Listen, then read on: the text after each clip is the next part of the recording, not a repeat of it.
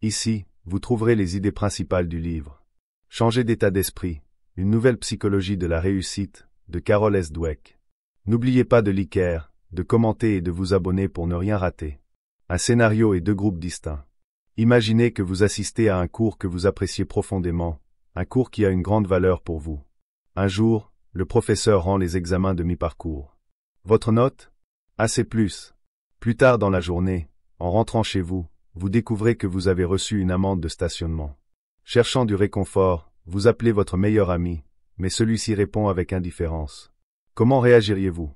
Quelles émotions ressentiriez-vous? Comment procéderiez-vous? Puisque cela constitue un excellent test de personnalité, prenez un moment pour réfléchir et répondre honnêtement à ces questions avant de continuer. Lorsque Carol Dweck a présenté ce scénario aux participants de sa recherche, leurs réponses ont varié considérablement. Après avoir analysé leurs réactions, elle a identifié un schéma récurrent lui permettant de les classer en 2 groupes distincts.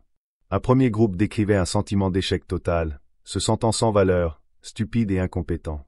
L'un des participants a noté: « Je me sentirais bête et insignifiant, tout le monde est meilleur que moi. » Leurs pensées suivaient souvent un schéma pessimiste, attribuant leur malchance à des forces extérieures, avec des affirmations telles que « l'univers est contre moi » ou « quelqu'un veut me voir échouer ». Lorsqu'on leur demandait comment ils feraient face à ces événements, leur réponse était passive: rester au lit, boire de l'alcool, écouter de la musique ou pleurer, et encore, ces réactions faisaient partie des plus modérées. En revanche, le deuxième groupe a réagi très différemment. Bien qu'ils aient reconnu éprouver de la déception et de la frustration, leur processus de pensée est resté plus rationnel et constructif.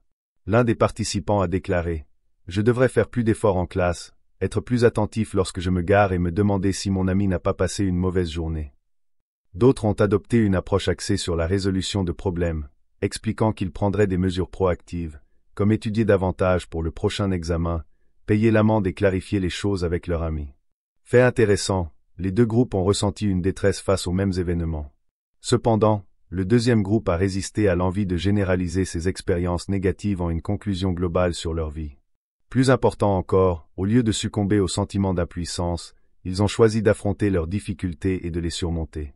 Les 2 états d'esprit. Grâce à ces recherches, Dweck a découvert une distinction fondamentale entre ces groupes, leur état d'esprit sous-jacent.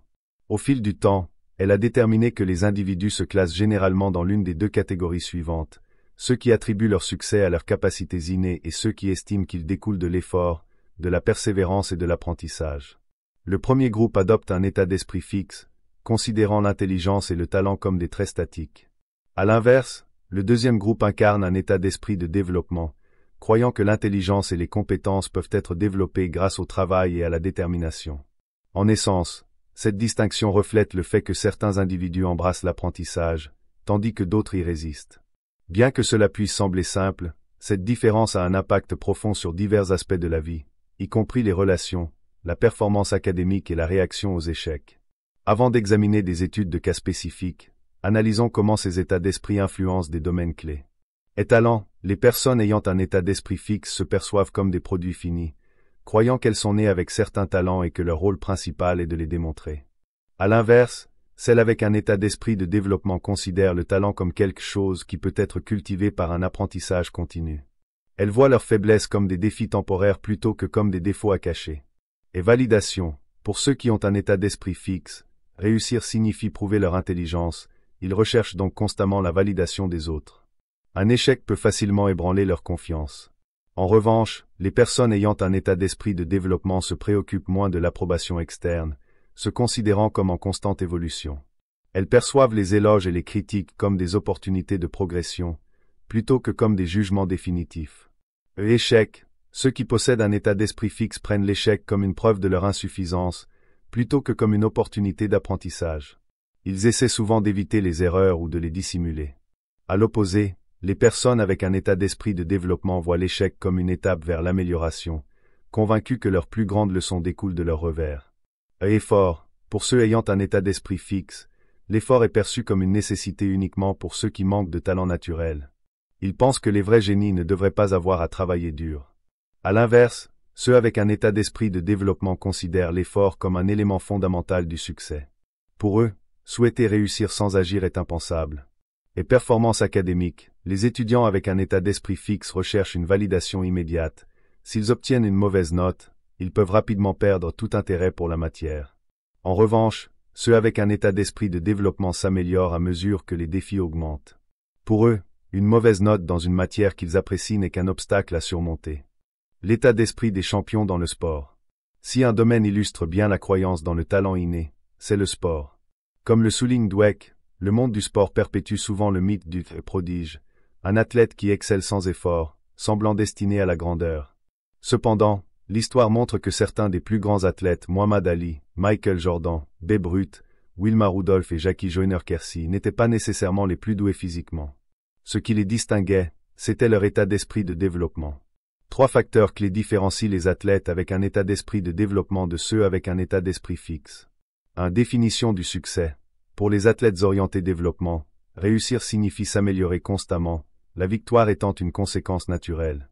À l'inverse, ceux ayant un état d'esprit fixe cherchent à prouver leur supériorité, et lorsqu'ils échouent, ils peinent à rebondir.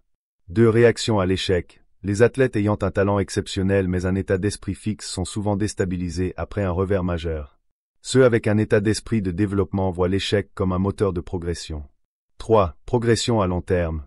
Les athlètes avec un état d'esprit de développement maîtrisent les processus menant au succès et savent s'adapter à mesure que leur corps vieillit. L'état d'esprit et le leadership en entreprise. Dweck montre également comment l'état d'esprit d'un leader influence profondément le succès d'une entreprise. Les dirigeants à état d'esprit fixe cherchent avant tout à prouver leur supériorité, souvent au détriment de la croissance organisationnelle. En revanche, ceux avec un état d'esprit de développement privilégient l'apprentissage et l'amélioration continue. Un exemple marquant est Jack Welch, qui a transformé General Electric en valorisant la collaboration et l'adaptabilité. De même, Lou Gerstner a sauvé IBM en misant sur une croissance progressive et durable. Conclusion. Bien que la théorie de Dweck puisse sembler large, son ouvrage Mindset demeure l'une des œuvres psychologiques les plus influentes du XXIe siècle.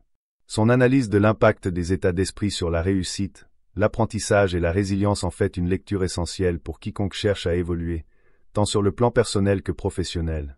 J'espère que ce contenu vous a plu. Prenez soin de vous et à très vite.